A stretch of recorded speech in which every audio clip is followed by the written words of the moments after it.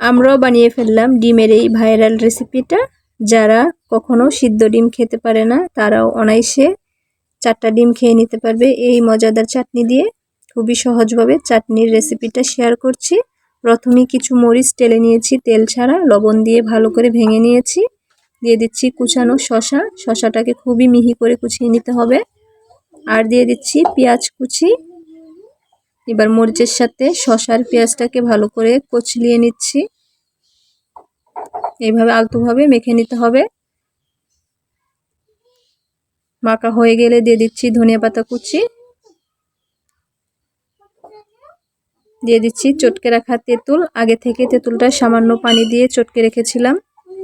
তেঁতুলটা ভালো করে মিশিয়ে বিচিগুলো তুলে নেব। এবার দিয়ে দিচ্ছি কাসুন্দি, পরিমাণ মতো কাসুন্দি দিয়ে দিতে হবে।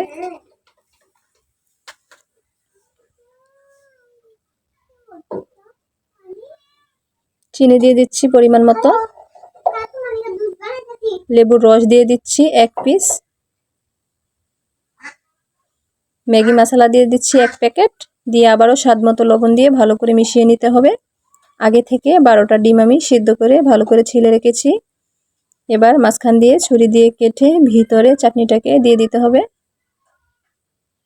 একবার হলো বাসায় এই চাটনিটাকে ট্রাই করবেন, দারুণ মজা হয়েছে। আর প্রথমেই তো বললাম যারা ডিম একেবারে খেতে পছন্দ করে না তারাও অনায়াসে 4টা ডিম খেয়ে নিতে পারবে। ভিডিওটা ভালো লেগে থাকলে একটা লাইক করে দিবেন। আজকের মতো বিদায় নিচ্ছি, আল্লাহ হাফেজ।